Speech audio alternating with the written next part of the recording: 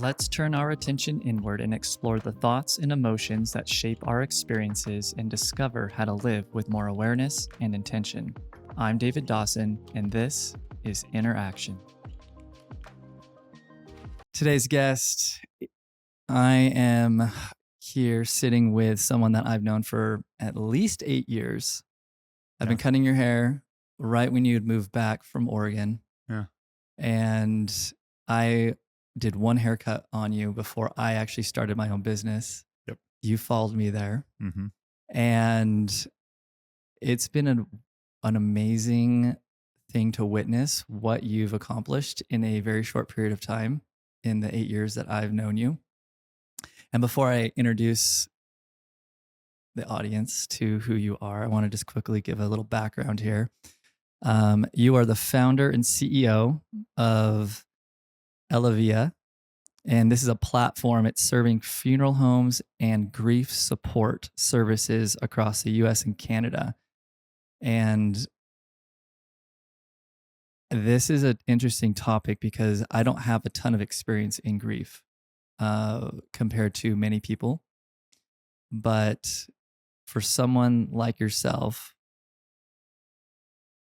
I am eager to get into the topic to know how things have progressed for you. And not only talking about grief, but I also want to touch on death and about how a lot of these things will turn us inward and how it can be actually a really good catalyst for us to live our lives in a way that's a little bit different than we were previously.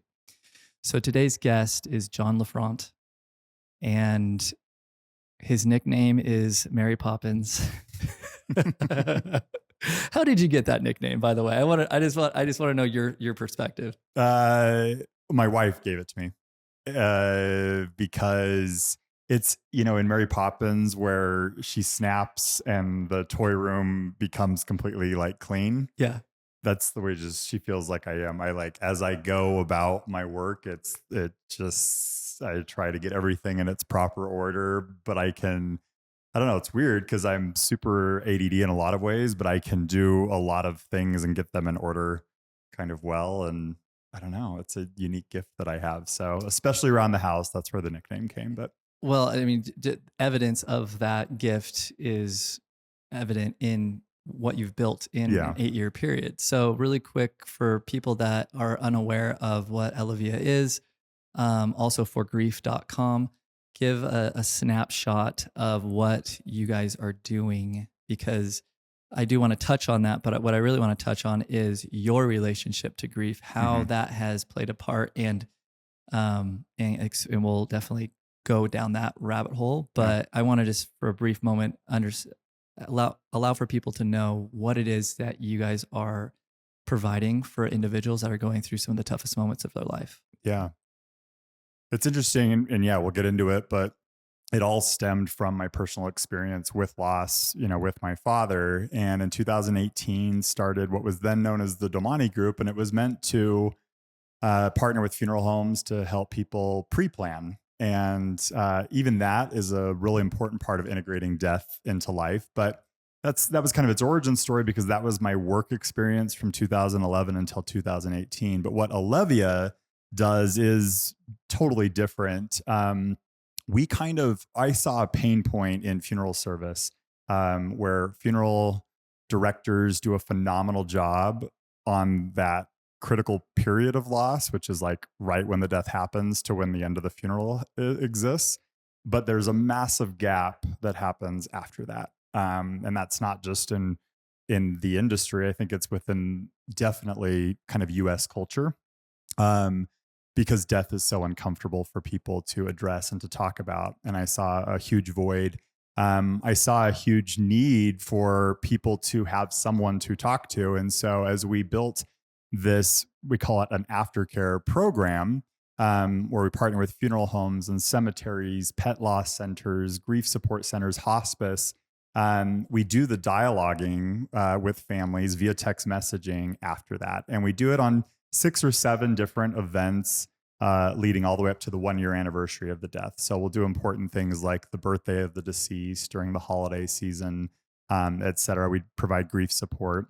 and just general follow up and other services. But it's all done via text messaging. But what's unique about our program is that we use live humans. So we have technology that helps us do this in mass. And we just have now hit our 1 millionth family that we have served since 2000, end of 2018, beginning of 2019 through this program, and had probably close to 10 million messages go through our system. Jeez. And we have employees in 14 different states that do this dialoguing. So it's deeply meaningful work. When we first started, a lot of people felt like text messaging was so impersonal, almost like juvenile and immature. And what we found is quite the opposite. It's one of the ways that grieving people feel most comfortable to open up, and they build relationships with our team in that way. And it can be quite healing. And so we continue to listen to those individuals, see what their needs are.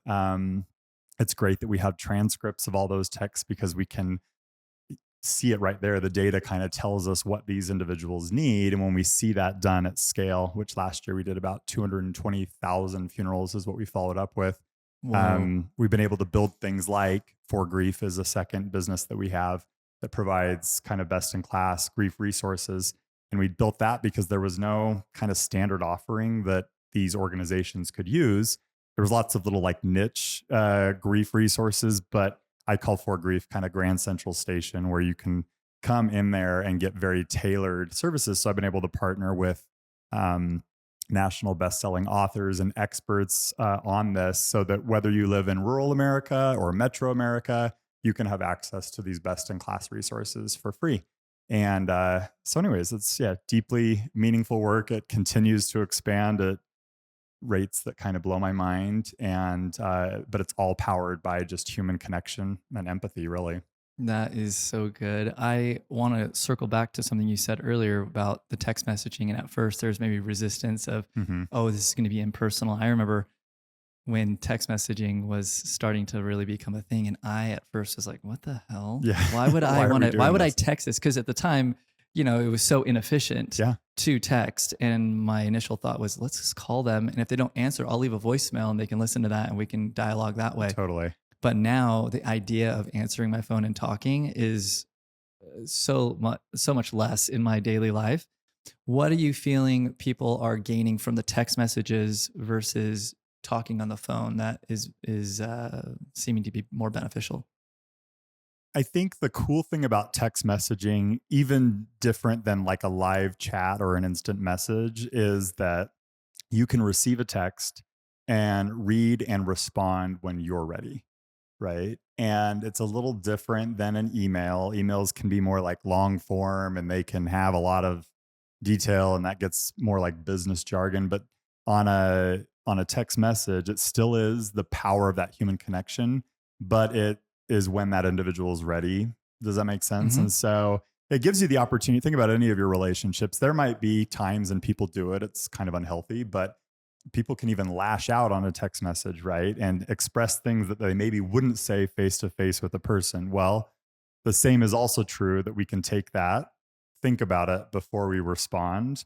And I just Yeah. think in the grief world where people are at their lowest of lows, we find that people will even respond at 10 o'clock at night. They will share with us pictures of their home improvement projects. They will talk about just things that maybe they wouldn't talk to their friends and families about necessarily. I don't know. It kind of just brings that guard down and lets them communicate in the way that they want to and when they want to, if that Mm. makes sense. Yeah, it So I does. think that that's been where kind of the I don't know, secret sauce of it has been. Well, and I see the parallels too, even in podcasting. Why podcasting is been so popular over the last decade is it's getting away from this really formal, rigid, almost sterile type of Hmm. interview process, and allows for people to really kind of see someone's personality Totally. more than a typical interview may have been Yeah. done 10, 15 years ago. And so you kind of feel that connection a little Hmm. bit more. So one thing I want to briefly go over first, because then I'm going to ask you this question that is pretty penetrating.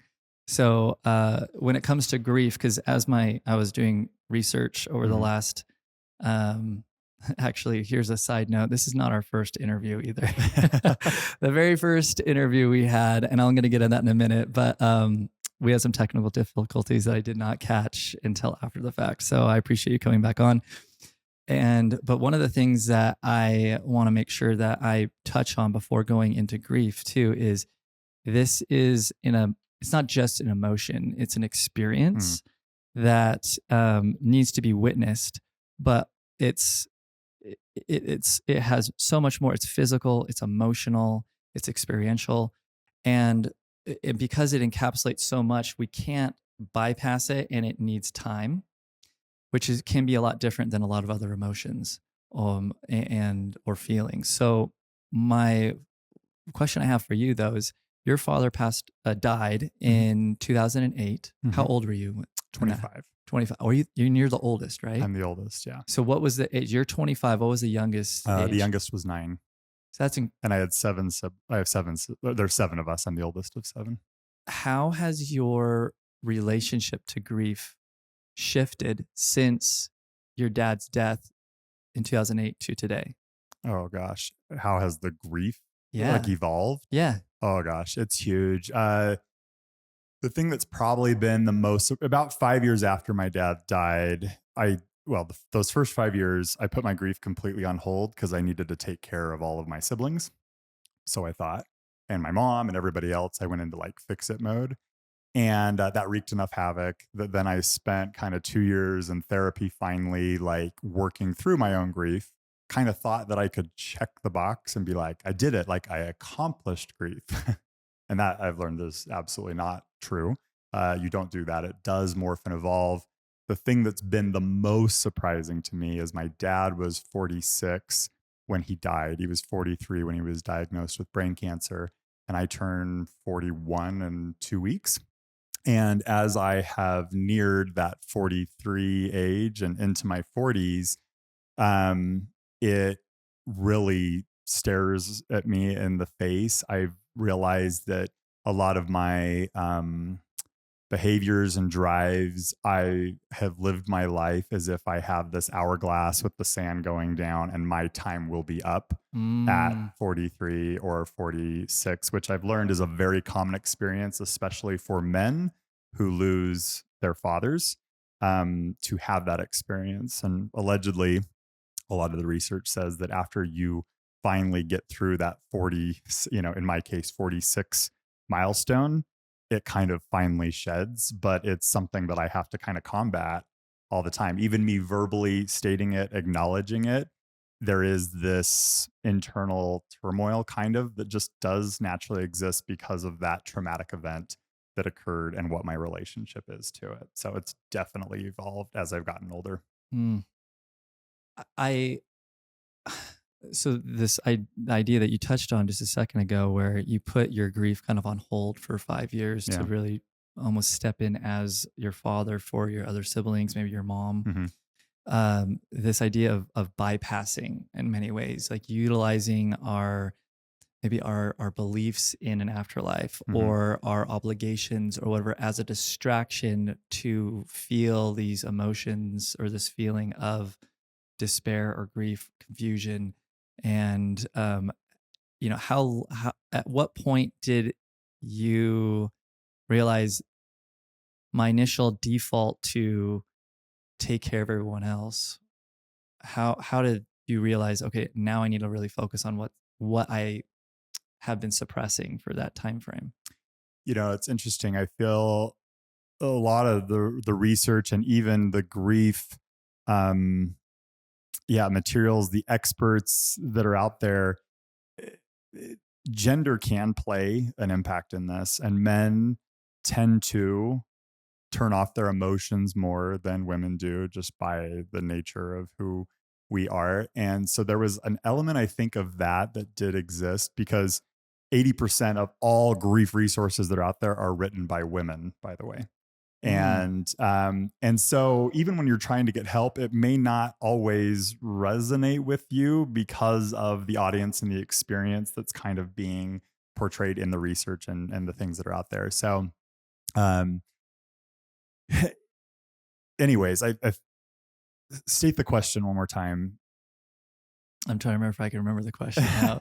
I would say, oh, how, like, at what point did you, was you waited 5 years Yeah. to kind of realize, Yeah. like, okay, what was going on that really then was the catalyst for you to start looking at yourself? Yeah. So that all happens. I kind of shut and suppress it down. There's not a lot out there that even feels like comfortable to me. What the catalyst was my wife. She was the one that, with time, was like, Jon, we've got to get you some help. And it was because the symptoms that were then manifesting themselves were very much depression, anxiety, kind of catastrophic thinking.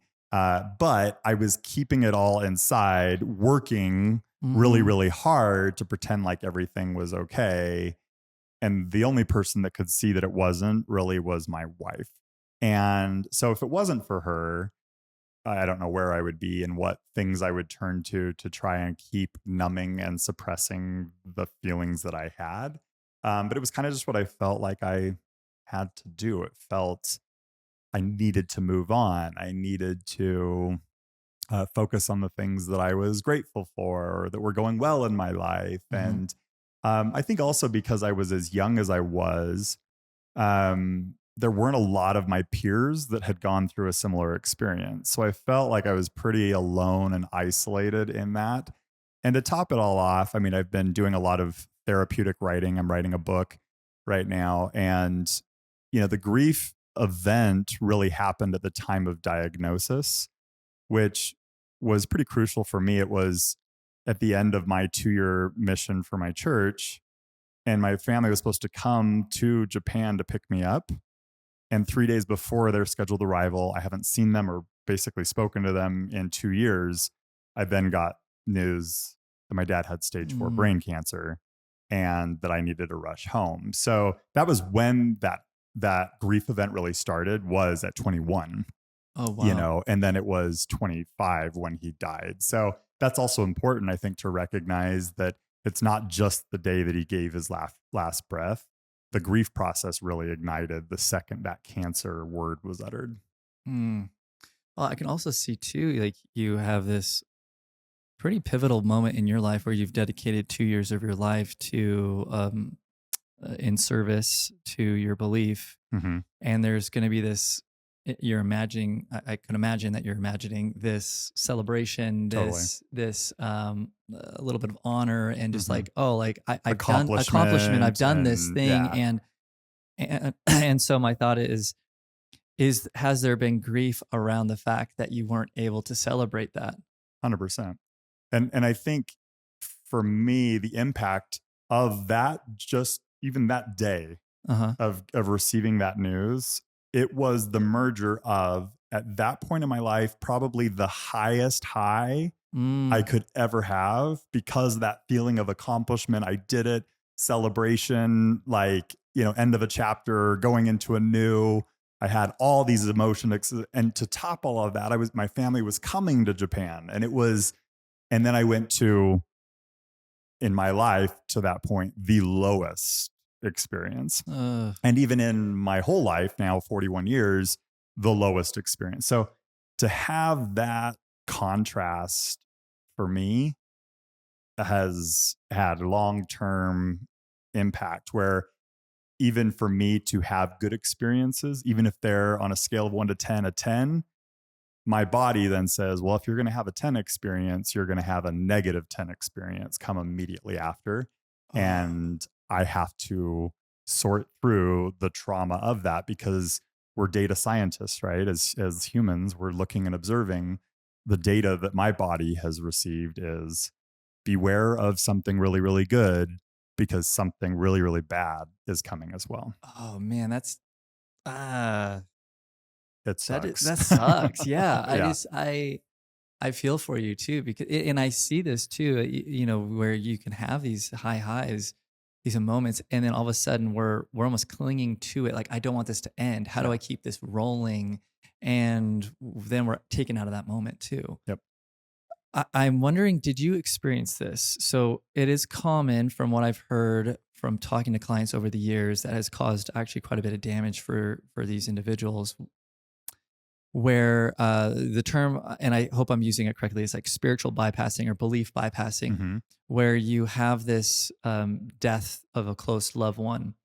And because friends or family are not sure how to navigate, how to share or comfort in that grieving process, whether it's their own discomfort in grief or not knowing what to do, that then we offer these in my opinion, they're kind of breadcrumbs of Mm-hmm. of help, which is, well, they must be in a better place, or they must have been needed on the other side is Mm-hmm. another one. And I have heard from people that that can be so damaging Mm-hmm. because it's like, well, what about me? I'm still here. I'm feeling lost. I'm feeling confused. And you're telling me that I should just be okay or just kind of get over it or move on. So, did you experience that? 100%. Yeah. The other one too is, well, now you have him as your angel, Oh, and that he'll be your guardian angel and how great that's going to be. Now, with that being said, uh, it's both been damaging and with time and with the wrestle, it's been, there have been moments where I have felt him, his presence, his influence. I would say that my relationship with him is incredibly complex and has evolved over the last 16 years. But yeah, to your point, people that just default to that, and look, it's not even just within a faith community. People don't know what to say when someone just lost someone. It's thoughts and prayers, right? Sometimes feels so just superficial. Okay, I'm sorry for your loss. Okay, that's good. That's something. But then what happens, dot, dot, dot, after that? And if somebody hasn't experienced it, it's so hard to relate to it, mm-hmm. So they try their best to express empathy and care, but it's so terribly awkward that, and again, that's where I think the programs that we've built have been so powerful. Families get all this love and support and food and things from their community if they're lucky and they're in a great community in those first weeks after. And then as time goes on, I always tell people year two, way harder than year one after death, way harder Because because people stop asking. They act like you've moved on, they've moved on, and then you're stuck in this void of like, why do I feel this way? And nobody else even did that you know what I mean? Like it's such a significant thing in my life, yet to the outside world, it feels like nothing. And that is a really complex thing for your brain and your emotions to process. yeah. So with your comment about how if you haven't experienced tremendous grief or Mm-hmm. serious grief of a loved one, it can be awkward for people to know how to navigate that contact. What have you found to be beneficial? That what advice could you give as someone that's listening, including myself, that would be a different approach to allow for this person to at least feel heard or seen or held? Yeah, I think to be heard and seen and held is, what does that look like? I think it's a lot of the same things that every human needs, but it's just being with the person. So instead of, it's kind of leaning into that discomfort, and any meaningful connection that two people have, you have to overcome a level of discomfort, right? To get into like this vulnerable state where you can have that. And so I think it's time and offering that time, whether it's in the form of text message, just check ins, going out for periodic lunch, getting their body moving, So it can be something casual as, hey, let's go for a walk, playing pickleball, go out skiing, knowing just the things that the body generally needs, all of us need regardless, and doing it together. My experience has been that that's so helpful. when you're in this kind of like debilitating freeze state, to have somebody help. Now, you might be met with no response to the text, or just not no reciprocation by the grieving person, but it's just the simple thought, I think, helps. And eventually the grieving person also has the bravery to then step in that too. So it's Mm-hmm. that consistency. And, if you have your people that do that, that makes all the difference. But my experience in now helping over 1 million people is that so many do not have that. And Mm. that's why a text message from somebody at the funeral home, because that's the way that experience is felt, is so meaningful to them.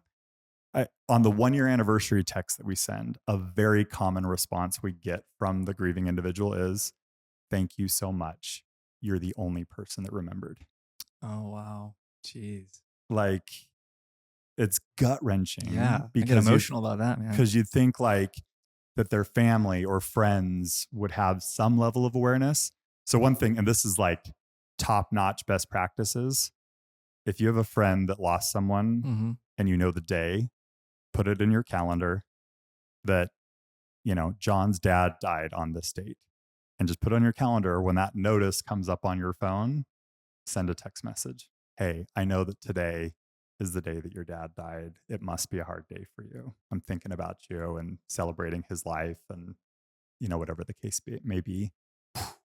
Makes all the That's difference in the really world. powerful. I think that's going to be a huge takeaway for me too, just to be Yeah. able to um, take action on something that it is uncomfortable in Yeah. many ways. And I can see too how from the person that it's not affecting them directly, but there's a discomfort in like how comfortable am I in my own emotions of discomfort, Hmm.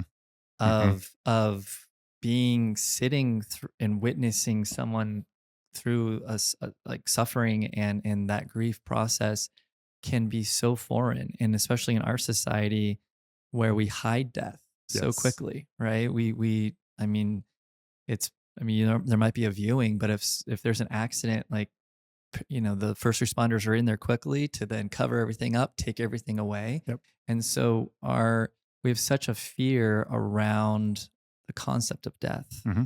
And what we've been talking a lot about death being a death of a loved one and the grief process with that. But something that we touched on in our first interview was this concept that I read in Atlas for a Heart by Brene Brown, which is disenfranchised Hmm. grief, Hmm. which encapsulates so much more than just the loss or a death of a loved one. It can be from sexual assault.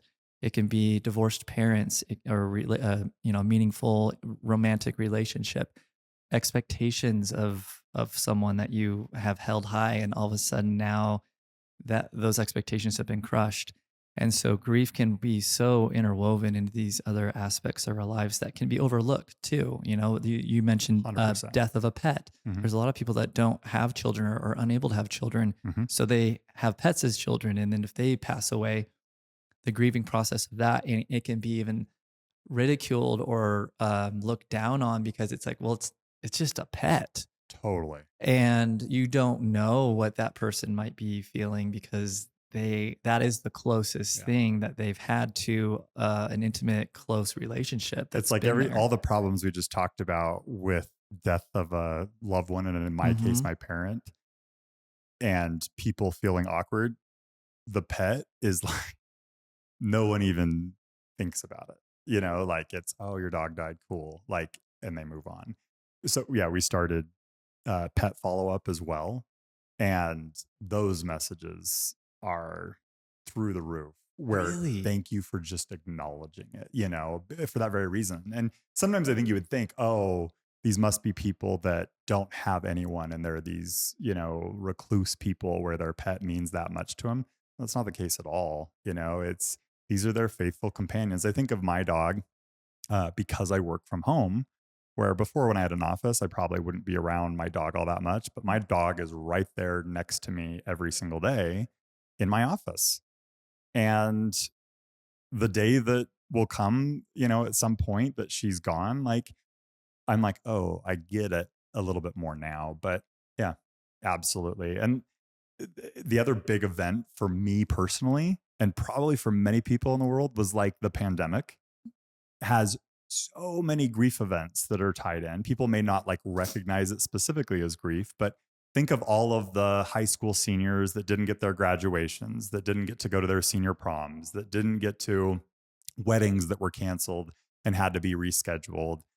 Obviously, people lost lives through that period as well. But in that disenfranchised, kind of grief event, the globe and certainly the country and neighbors, there was a lot of grief that emerged, and people haven't known how to grapple with it. And I think here we are 5 years later, there still are massive lingering effects to a lot of this just Mm, because people don't know how to address it. yeah.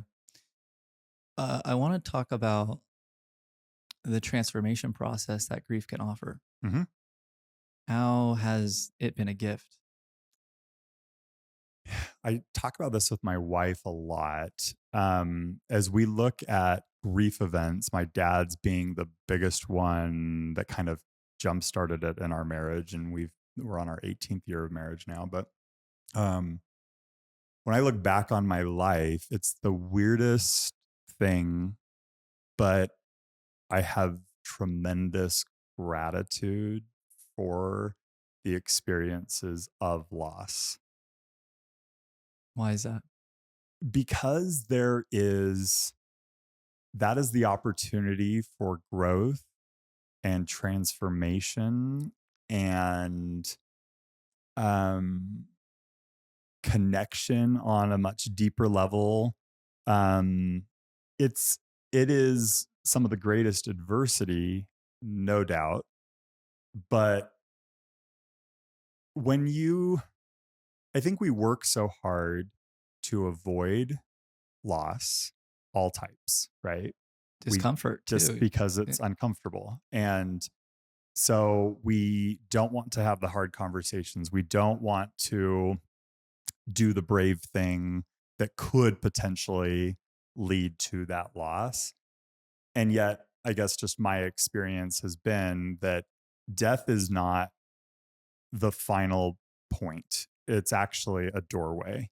And if we can go through that doorway, what is on the other side of that is quite expansive, and it brings a whole new level of purpose and meaning and fulfillment and joy.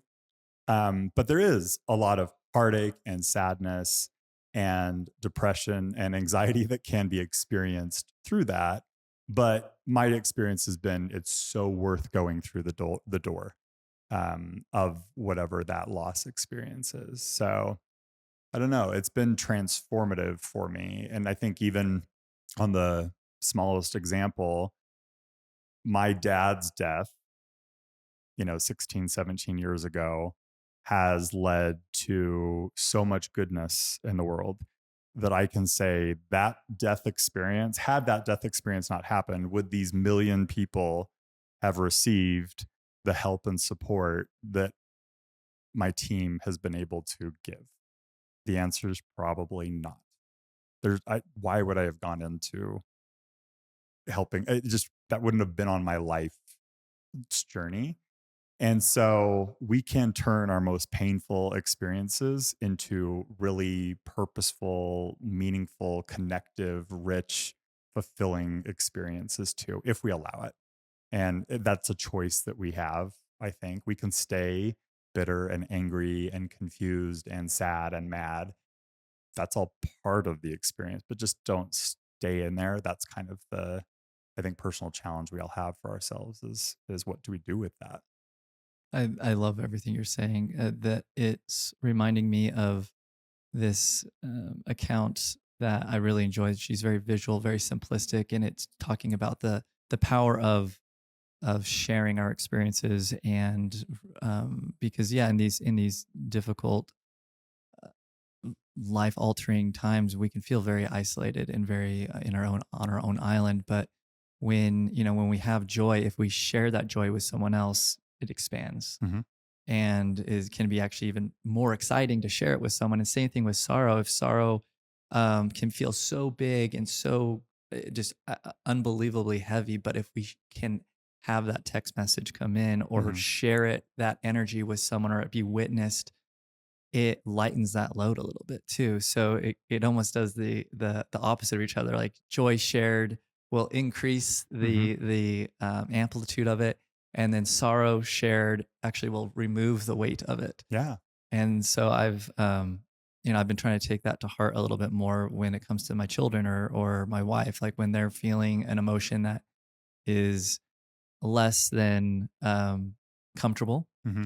then old me would be very short or dismissive, or like, okay, like that's kind of ridiculous, or almost shame them for the experience, like just, Yeah. not acknowledge it.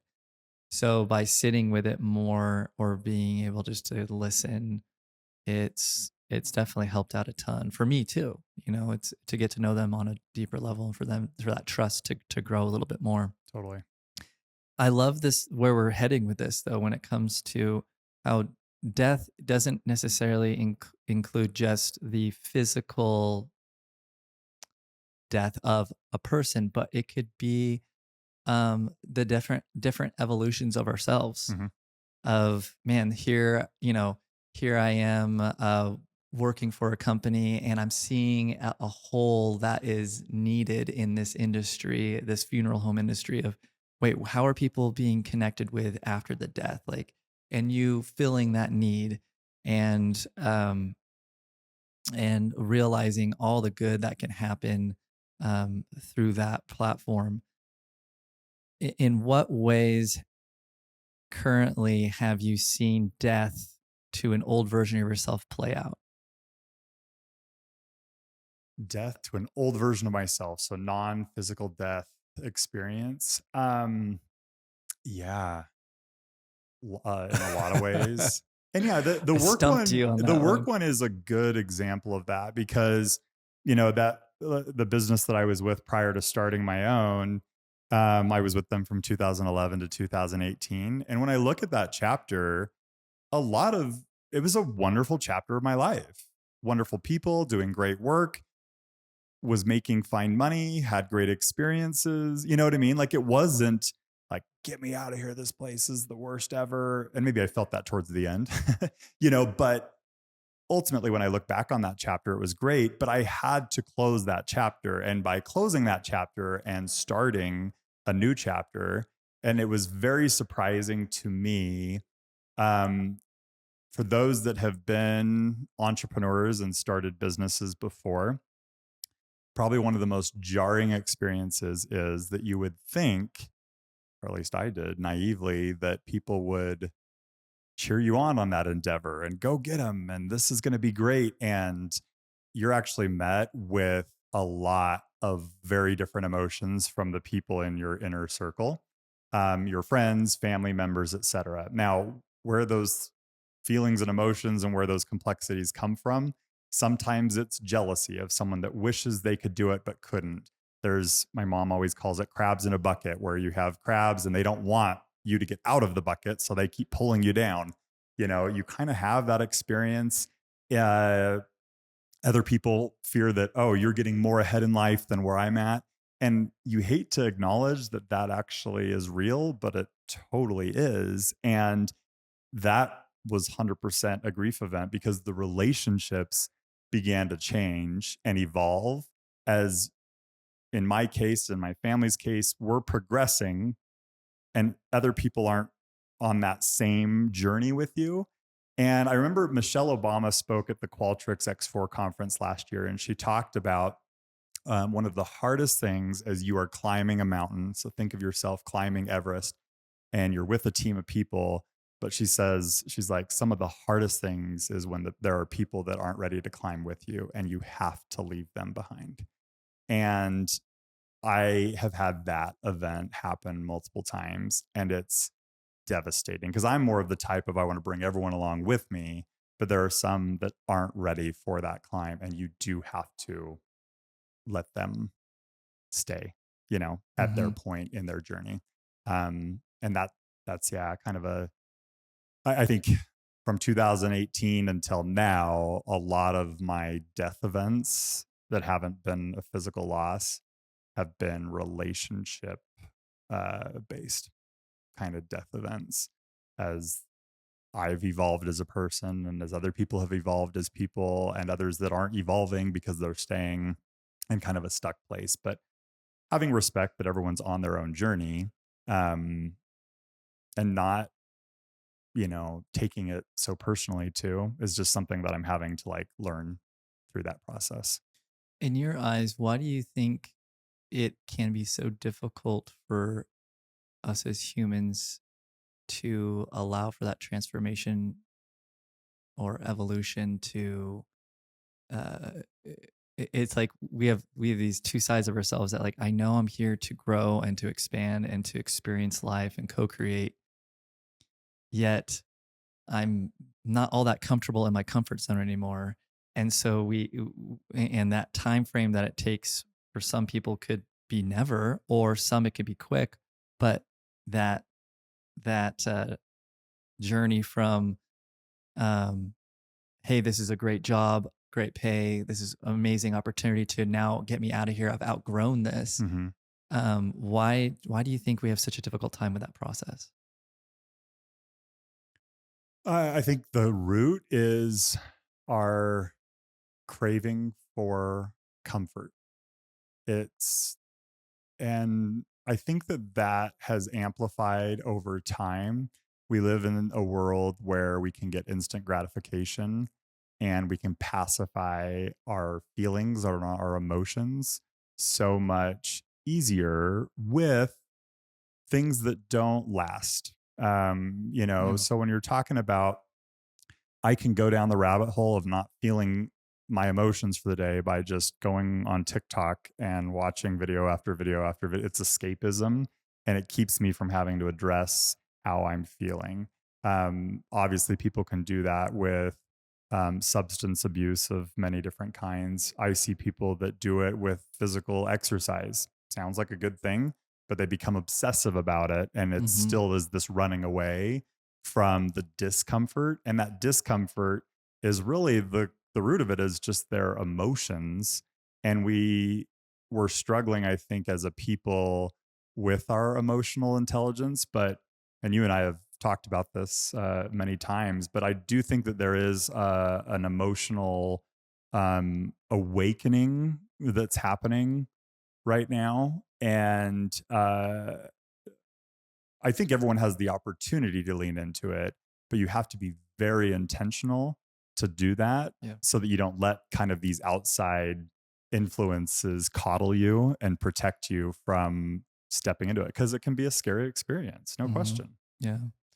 One thing that when you're saying that I've been putting in effort in my life is, you can go on to any platform and we get these small little dopamine hits of Hmm. excitement, and it can be obviously very beneficial because of the algorithm. Like if you're looking up narcissism, if you're looking up about grief, if you're Hmm. looking about whatever the topic is to help you navigate how to handle and move with this emotion in a more healthier manner. But what can end up happening is, and I'm completely guilty of this. I can, I'll see something. It gives me just enough of a hit of excitement, an idea. I'll share it with my wife. I'll share it with Hmm. family or whatever, and then I'm on to the next thing. And I'm really not actually applying Hmm. what I'm learning. I'm just gathering information, and then there's really little to no action on my part to include that or start to embody Incorporate that, it. Yeah. incorporate that into my daily life. And so then um, that can be another form of avoidance too, Hmm. right? Where I'm getting just enough of a hit to feel like I'm doing something, but really I'm just like, it's like sitting in a rocking chair. It's like it's giving me something to do, but I'm not getting Yeah. very far. Yeah. And so for me, trying to be more notice and aware of how often am I doing that, Yeah. and what's the theme, like what keeps coming up more and more of me for me in my daily life that tends to that I can then focus my attention on for a period of time Hmm. and learn from that, put in some effort talk about it with friends, Yeah. clients, family, and see how that feels, Yeah. and then move with that. But I just see this pattern a lot where, ooh, this person needs to see this, and a lot of Totally. times it can be this Because non, it's very validating uh-huh. to be in that echo chamber too, or feeling like you're doing something good because there's an action attached to it. Like I sent it to somebody, right? There you go. Dopamine hit. Like, look, I'm such a Yeah. wonderful person, or whatever the case may be.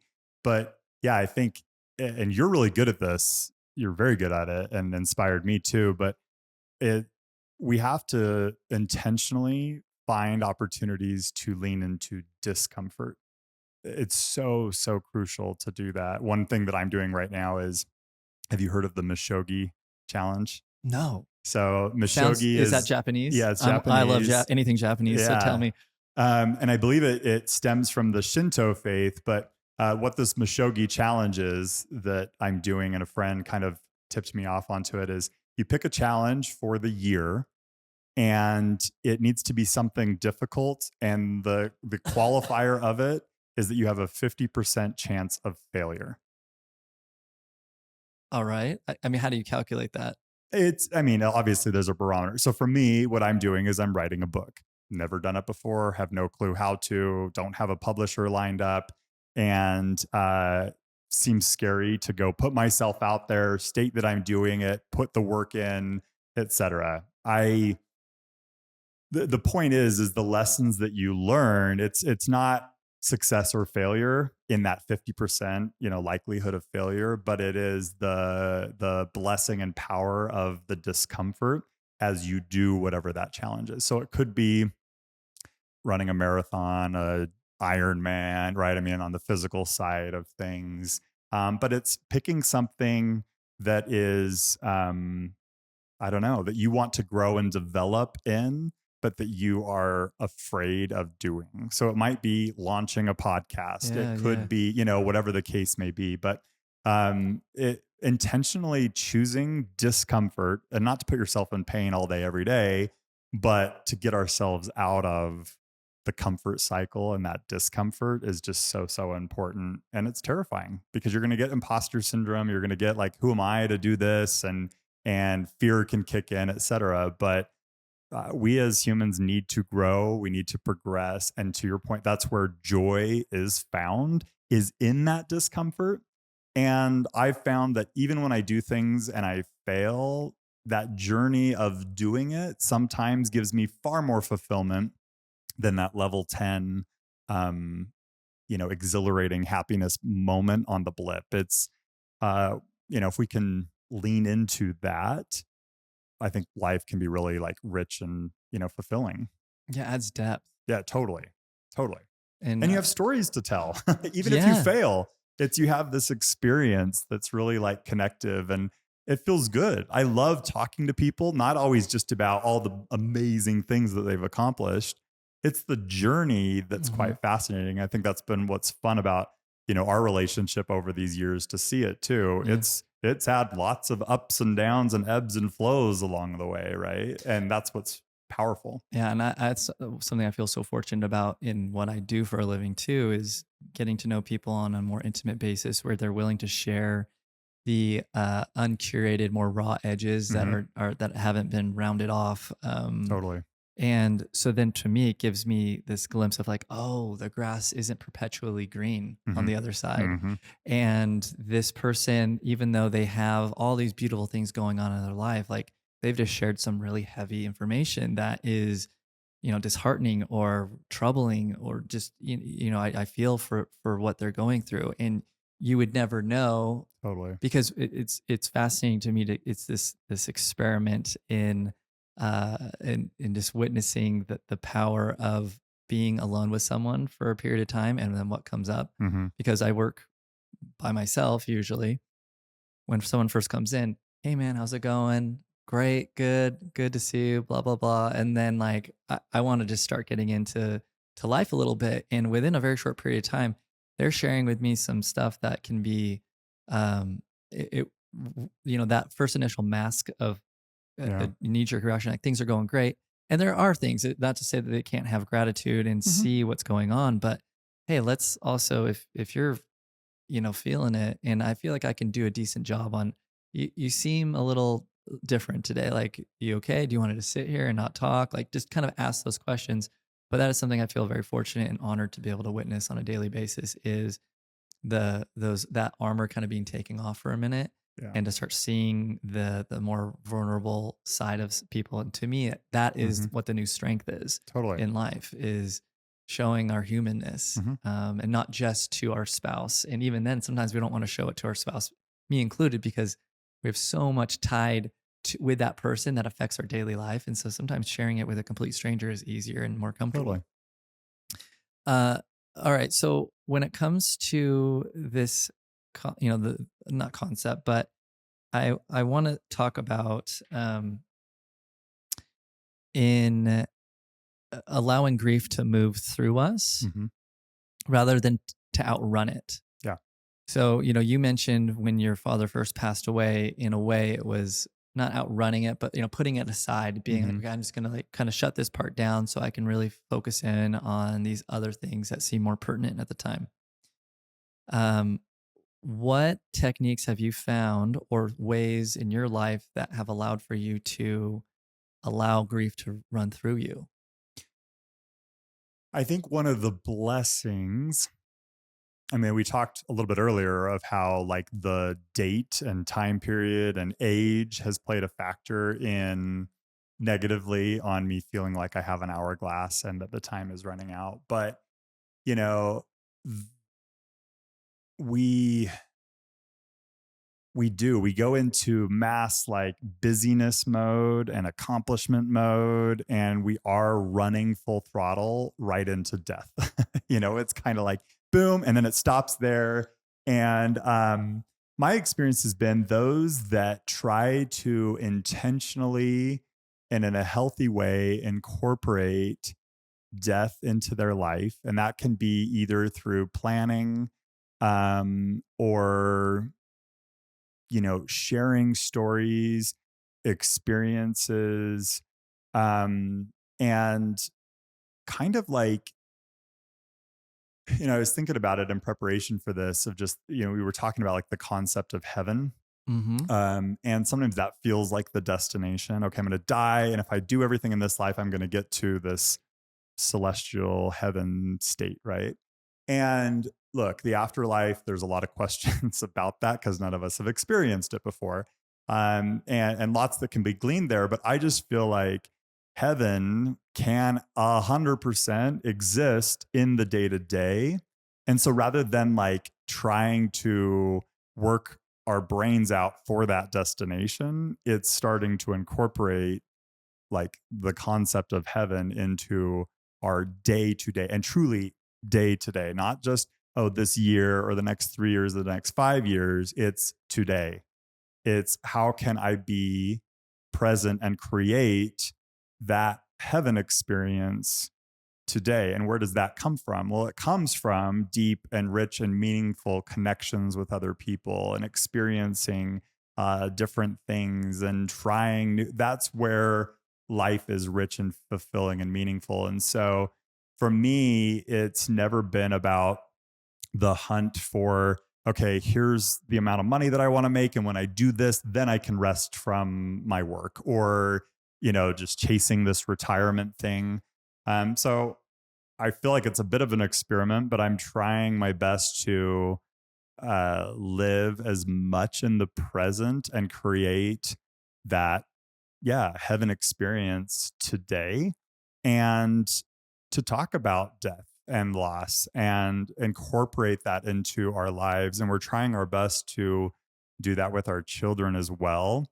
Um, so that, I don't know, it can be integrated in a healthy way. There's other cultures and people in the globe that do a much better job of this than we do in the United States. I don't really know the origin of why it's happened the way it has in the US, but we're terrible at it.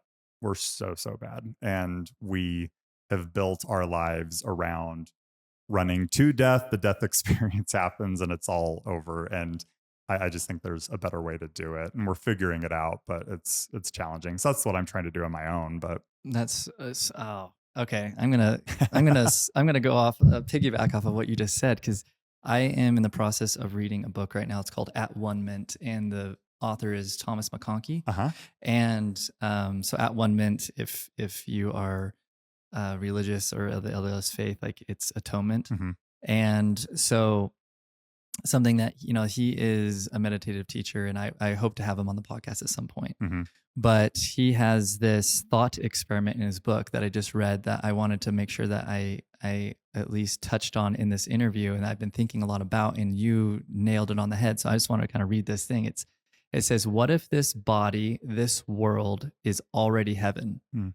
Instead of seeing life as a test or a path to something better, what if this moment right here, right now, is the destination you've been longing for? What if you've already arrived? How would you move through the world if you truly believe this? How would your actions shift? How would your perception of yourself, others, and even the smallest moments begin to change? Mm-hmm. And to me, like that is so powerful to realize how often am I missing what's happening right in front of me because I am yearning for something different than what's going on. Right. My father-in-law, I tease him. I call him the mushroom because he is just so deep with thoughts and words that sometimes I'm like, you're confusing me because Mm-hmm. you're I just can't understand you sometimes. Yeah. I love him to death. But he actually this week uh, sent this, and he says, "Don't avoid living while avoiding death." And to me, that stood out a lot, Mm. right? Like going this idea, like I'm skimming over life, racing to the finish line, which Yep. is death, which Yep. you've kind of told. And so we're just missing out on all this richness and depth and beauty that can encapsulate our entire life. But so often in these years of teens, 20s, 30s, and even 40s, um, we're just so focused on achieving or getting to the next goal that we miss out. And that's a beautiful thing that I have learned from people that I've interviewed over the years that are retired or are empty nesters. What would you do different? They're Mm-hmm. like, enjoy what's going on right now. Yeah. When I tell them my kids' ages, they're like, please just bask Totally. in it because it is so like it goes by so fast. And so to have that reminder on a constant basis has been immensely like a good gift for me, as Yeah. well as a reminder to like, I don't know what tomorrow holds, Mm-hmm. but at the same time, why am I yearning to be somewhere else than where I am right now? Totally. And how much of a disservice and how much am I missing by always being in that mindset? Yeah. So I really appreciate you mentioning that a lot. And um, so from this interview today, like what's one thing I have my thing that I'm going to take away from it, but what Mm-hmm. is something that you hope that someone listening will be able to take away that will be most beneficial in your opinion? I think probably two things. One is embracing discomfort. Like I think is huge. Now, discomfort can be something as extreme as death, or even the concept of death. Of just embracing that discomfort and whatever that fear is, and like leaning into it is deeply powerful, meaningful, connective, fulfilling. And then the other is probably the finding the moments every day that feel like heaven. Like as you were just saying that, I was thinking, okay, what right now feels like heaven as it relates to my kids? My oldest is 17 years old, and she started cross country last year for the high school, and they're in their off season. She's chosen to do Orange Theory Fitness, which I love, and but the only time she can get it in with her busy schedule is at 4:55 in the morning, Oh, whoa. and she wants dad to go with her. And I'm like, whoa, like I can fit it in even with my busy schedule at different times of the day other than 4:55. But when I think of like my heaven moments right now, it's getting up at 4:20 to go to Orange Theory with my daughter because that time is fleeting.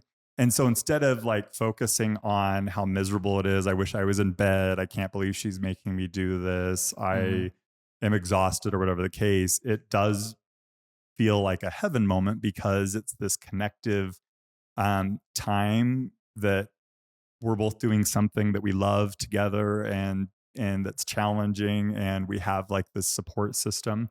I'm like, that feels like a heaven moment for me Mm-hmm. during my week, oddly enough. I mean, telling you that right away at 4:55 in the morning, like there's no way I'm going to do that, right? But for me, that's one little glimmer of what that is. So finding what those moments are and truly viewing them as these heavenly connective experiences for what they are, and see that for that, and like lean into it. That's powerful. And I mean, I can just see like your emotion in your eyes and stuff like Hmm. that, just talking about it. And I just love the fact that, yeah, that there's some friction there of like, yeah, it's uncomfortable to wake up that early, that you are like, well, probably shouldn't stay up later because of this. And Hmm. so that there's a sacrifice, there's a friction there. But then through that friction is allowing you to experience something that I doubt you'll ever regret Totally. doing this thing, where not only are you connecting and doing a bonding experience with your daughter, but then also you're improving your own health, Hmm. and in so many And we're ways. doing it together. Yeah. Yeah. And then the rippling effect that can have Yeah. is immense. And something I want to piggyback off of what you just said too is, this isn't our first interview. So the very first time we did this, I didn't realize until after the recording that the recording did not go well. Actually, there was a Hmm. lot of glitching, and I sent it into an sound engineer, and they're like, "Yeah, I'm going to recommend that you redo the interview." Yeah. And in that moment, there was a lot of just helplessness, because I had no idea what I was doing. Still don't really know much of what I'm doing when it comes Sure. to podcasting. But then embarrassment, a little bit, just guilt. I felt bad that I was wasting your time, etc.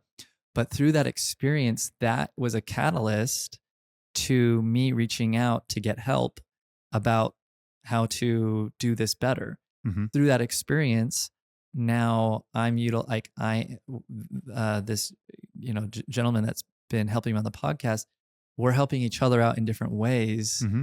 and we're collaborating on a project right now that is something that we both feel passionate about, that's helping someone else out. And so just to kind of see Mm. how these moments that are very uncomfortable, that are Well, it's small, but that was a loss event. It right. was Yeah, the loss of time, the loss of content and material, and it's hard to replicate. I mean, this conversation has been different than the first one, right? sure. Like that was gone, but that loss event has blossomed. Yeah.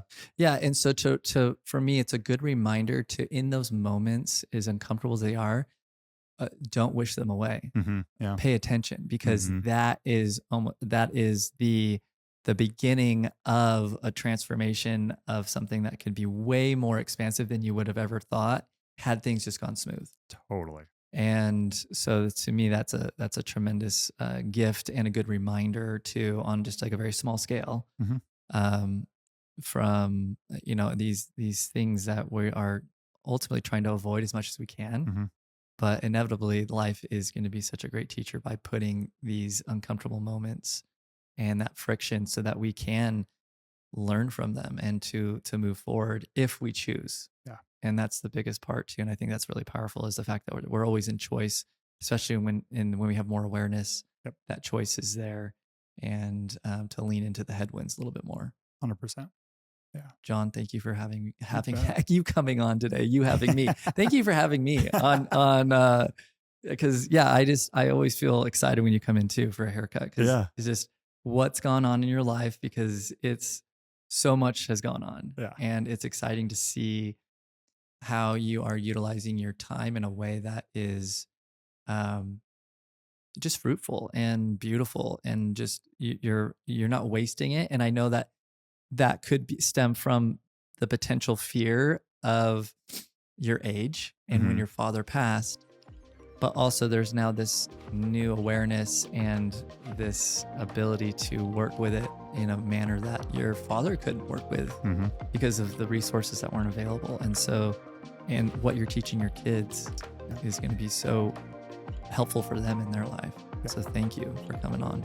You bet.